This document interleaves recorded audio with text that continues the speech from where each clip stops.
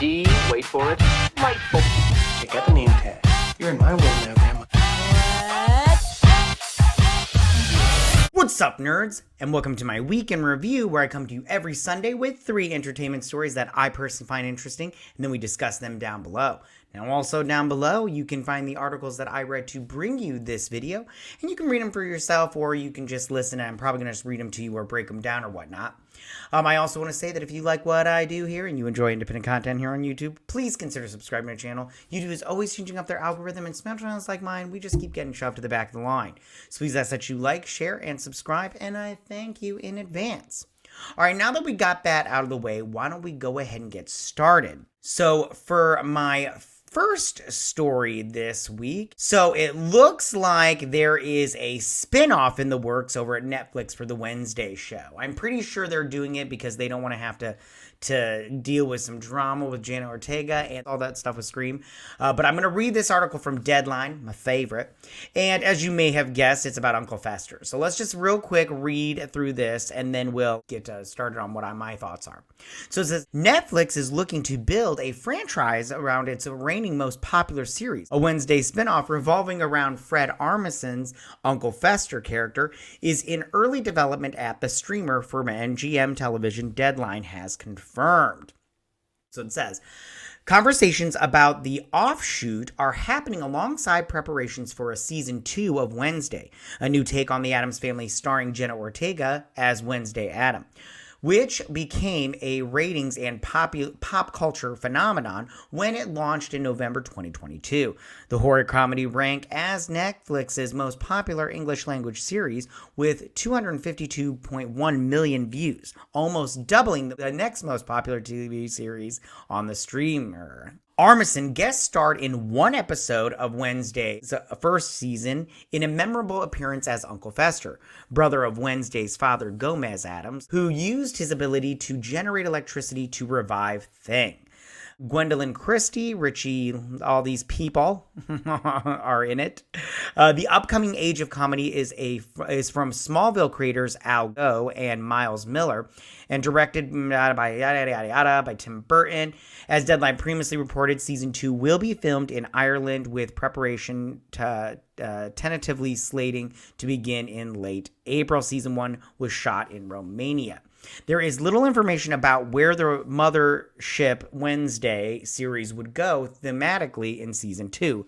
Goy and Miller have hinted that we might see more Addams Family members, further expanding the universe and potentially setting up new offshoots, and explore further Wednesday relationship with her mother, while Ortega, who is becoming a producer for season 2, has indicated that the show would have stronger emphasis on horror over teen romance. Bloomberg was first to report the news of the potential spinoff.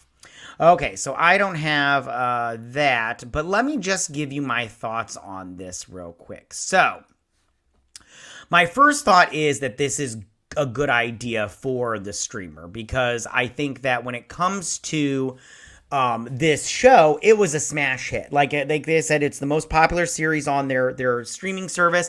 Everybody loved it. Even I came around to liking it. At first, I didn't like it, but at the same time, I did enjoy myself while watching the show. But I just want to say, in terms of the Uncle Fester character, I didn't like Armisen's take on the character. I thought it was not very good. In fact, I kind of found it annoying. Like, Uncle Fester was like probably my least favorite character out of the whole series. Like, I just didn't like him. Like, he was kind of annoying. Armisen played my, hey guys, and I'm all like, I don't really care for you. But at the same time, it's not one of those things that I'm like going to die on that hill, and I'll probably check it out, especially if he's going to visit, have other members of the family involved and stuff. So it might be fun, but overall, I'm just like, whatever. It's fine. I get why they did it, but I just don't care. So that was my first story of the week. So for my second story of the week, all right, you guys. So this one's going to be a little bit heavy, and I do have some the talking points that I'm going to talk about on this one. So now for this, in case you guys have not heard, because you've been living under a rock, and I'm sorry I didn't get to this sooner. I would have, but I had a rough week, you guys. Christmas is really bringing me down. I was going to do a whole video by itself for this article, and I just did not get to do it and everything. So in case you've been living under a rock, Jonathan Majors was found guilty this week. So I'm going to go through a couple of things with it. And like I said before, the talking points that I have are on the screen right now.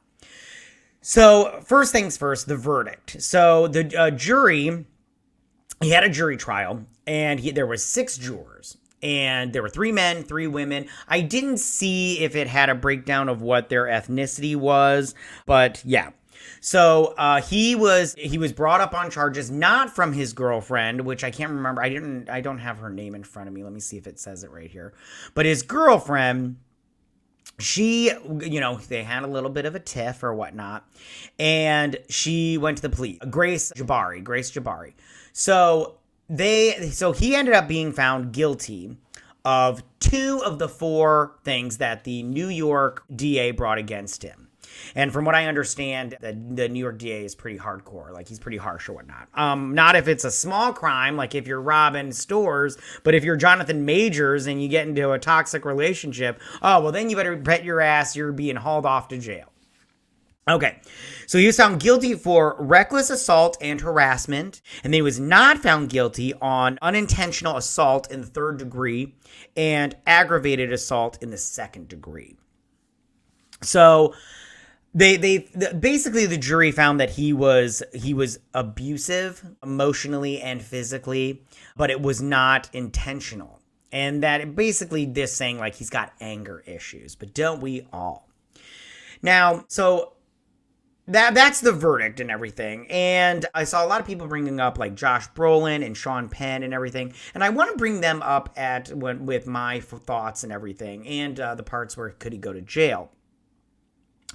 I also want to talk about some other things with that, but we'll get to that in a minute. But I just want to say, as far as the verdict goes, I can see from the evidence how a jury might. I thought a jury had 12. I don't know how this. Well, this was civil, not criminal. So, and that's why there's no financial gain for Miss Jabari. It's just going to be, it's all criminal. And like I said before, she didn't put up these charges against him. Like, she didn't press charges. It was the DA that had brought up these charges. And there's video of him going around, and then there's the text messages going around. A lot of people want to say the text messages really hurt him. I didn't think so, and I will give you my thoughts in just one second after I talk about this verdict. But there was a lot of evidence and everything. I do think his lawyer was not the best lawyer, but whatever. All right, so let's get into my thoughts on this whole thing. I have to admit that I do not think he was guilty. There's that video of her running after him in the streets and everything. And I personally think that the DA, the girl, she went to the police station, Jabari went to the police station, and then she wanted to drop it. And for me personally, I go, listen, this is a matter that's between them, and this was, and I think she also realized that she naughty baby did a no. But I also think that it wasn't just Jonathan Majors. It sounds like they were in a toxic relationship. They were not good for each other. And I saw a lot of people comparing this to Johnny Depp and Amber Heard, as far as the toxic relationship goes. And I couldn't agree more. This is obviously this couple is not good for each other. And, but what are you going to do? Like, I don't have, I can't tell you what to do in your relationship, but I would have got out like right away. Like I have no time for nonsense. But I also saw a lot of people be like, she should get some money and everything. I don't, like I said before, this is a criminal trial, not a civil trial. Sorry.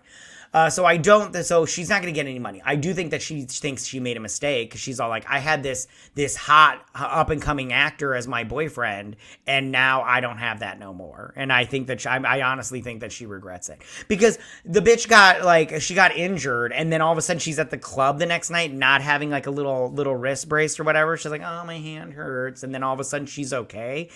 Get the fuck out of here with that nonsense. But I don't know if she's lying. I can't say she's lying, because it sounds like they both were not good to each other at all. Okay, so now here, could he go to jail, you guys? I don't think so. I think it said something like in this thing that he could get up to 10 years, but I think that was with all 4 charges on the table, and the fact that there only 2 charges he was charged on. So I think that I don't think he's gonna go to jail like at all. So I just think, but there is that possibility. The judge could throw the book at him and he could get the maximum, which I don't know what that is with just these 2 charges, but he could go off on him and just be like, you're going to jail, buddy. Now, I also don't think that he should go to jail because, like I said, a lot of people brought up Josh Brolin and Sean Penn, and those 2 were also abusive physically and emotionally. And neither one of them spent time in jail. And I just want to be like, I'm sorry. Like we get a black man, all of a sudden he's up and coming and he's in a toxic relationship. But these other 2 dudes, they're in toxic relationships, but they get a free pass. And I understand that this was back before the internet went up and everything. But I just go Hollywood, because we're going to talk about his time at Marvel and his career in just one second. But they knew about Josh Brolin. Hollywood knows all this stuff.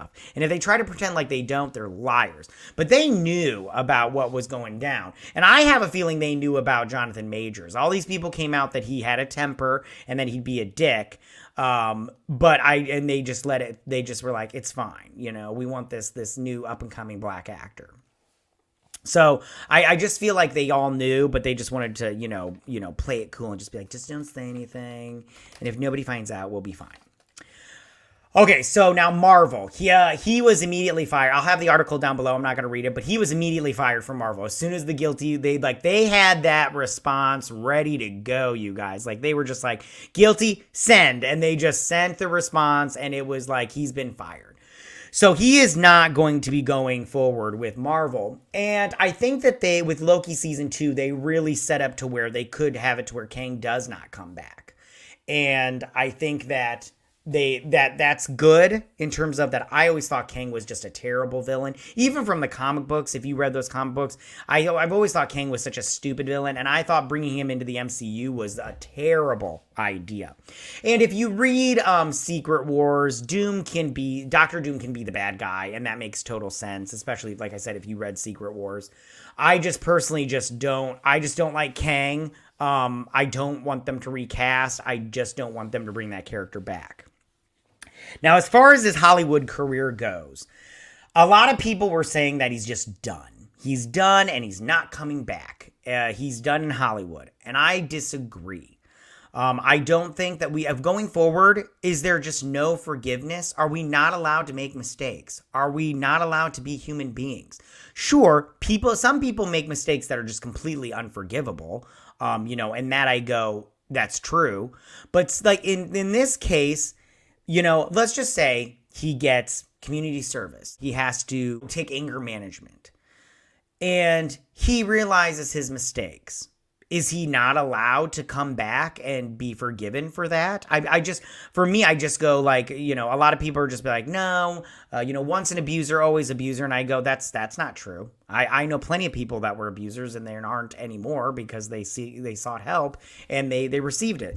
So I just go, where's like some forgiveness in the future? Are we not allowed to have second chances anymore and all that stuff? So I do think that I don't think his Hollywood career is over if somebody takes a chance on giving him a second chance and showing some mercy and forgiveness. I also, I don't know. I'm just on Jonathan Majors' side for this whole story and everything. And if you're not on his side, that's fine. That's fine. I totally get why you wouldn't be, but I'm just on his side. Like, that's the thing, because I know a lot of people, there's just like, there's so much going on with this story that there's no possible way we could know every nuance of it. So, and the only 2 people that know are him and Jabari. So, so those are my thoughts on that, you guys. All right, you guys. So that was my second story of the week. So for my third and final story of the week, you guys. All righty. So Octavia Spencer and Hannah Whittingham They're going to star in a new series for Amazon Prime. Now, they have Tessa Coates up there. She's the writer of it or whatnot. And I don't care about her. Like, I'm just talking about Oscar winner Octavia Spencer and Emmy winner Hannah Winningham. I have to admit, I love Winningham. I think she's great. I do like Octavia Spencer. I'm not trying to take away from Octavia Spencer, but I really love Hannah Winningham. Waddingham. She's really great. All right, so it says Octavia Spencer and Hannah Waddingham. Why do I want to say Waddingham? Waddingham are set to star and executive produce a new comedy series for creator Tessa Coates in a highly competitive situation with multiple bidders. The as yet untitled series from Skydance Television has landed at Prime Video with a straight-to-series order. Okay, so I want to explain something real quick because it says bidders on here. And let me just pull this article up a little bit closer. There we go. I'm down here. Hey, guys. So with the bidders, okay, so with that situation, when it says bidders on it. So what happens is, and I did a video on this a long time ago, where I talk about Hollywood business and everything. But what they'll do is people like CAA, they will put together what's called a package. They will get a person will come up with an idea, or they'll get a script for something, and then they'll go out to actors, directors, and they'll be like, hey, would you like to be in this, for instance, this show about two friends that one's an assassin? Do you want to be on this show? And let me put myself up real quick. So they'll bring them in and be like, do you want to be in the show? They say yes. And they say, okay. So then they get all the stuff they have together, and then they will go to studios and they will say, hey, we have this show. We have 8 scripts for it. It'll be a limited series. It's about 2 besties. One's an assassin. Do you want to buy it? And studios will then bid like it's an auction. And they'll be like, okay, we'll give you, $400 million for the series. And we'll take it. And others one might go, well, we'll give you, $600 million or whatever. I'm just throwing out numbers here. It could be more than that. And usually the one, and they all do the bid, privately. So that way they can't know and everything. And the one that bids the highest gets it usually, So that's how that works with the bidders. Okay, let me pull up this article because I'm reading it and you can't really read that small print and everything. So it says the 8-episode series based on an original pitch from Coates follows 2 besties, 2 best friends, Judith Waddingham and Debbie Spencer, who know everything about each other. Or do they? Unbeknownst to Debbie, Judith has been living a double life as a highly trained assassin. When a hit goes horribly wrong, the pair must go on the run together and work to repair their broken friendship, all while being targeted by a mysterious enemy who wants them dead. I hope it's Sauron. Anyway, Skydance Television produces, in a collaboration with Andy and Barbara Muschetti's Double Dream and Spencer's Orbit Entertainment. Everybody's got their own entertainment, their production company. It's crazy. I'm going to start a production company. It's going to be called Geek What Productions or Geek What Entertainment, so you can't steal it. I've already called it, fuckers. I was in as soon as I heard Tessa's stunning pitch. To be able to dive into a role like Debbie is rare, and working with Hannah to bring this unique friendship to life is a dream, said Spencer. We knew we had something special with Skydance and Double Dream, and now that we have a home at Amazon, our vision has become a reality. Oh, that's such a fun response. So it says, I'm not going to lie, a few expletives fell out of my face at the prospect of working with a magnificent Miss Spencer, Tessa Coates, hugely energetic and exhilarating script. Skydance and Double Dream, Waddingham shared. To then see the immediate excitement and response from a mighty beast like Amazon, it's all just incredibly exciting, and I can't wait to get our collective teeth into it. Yay for her. Waddingham is the first member of the main Ted Lasso cast to land a lead role in a series, putting a potential spinoff of the multiple Emmy Award-winning Apple TV series featuring her character Rebecca on the back burner, at least in the immediate future. I don't think they should do a spinoff of Ted Lasso. That last season sucked, yo. I don't know. You can like it. I'm not dissing you if you did like that last season of Ted Lasso, but I thought it sucked balls. I was like, man, what a crappy ending. That's just my opinion. I'm like, way to have a show called Ted Lasso and then not have Ted Lasso your main character for the last season. Okay, let me pull this up right here. So what do I think about this? I think it sounds interesting. I'll watch it. It's only 8 episodes and it's got Hannah Waddingham in it. I love her. And then Octavia Spencer, she's great too. Did you ever watch that Mama movie? She's great in that movie.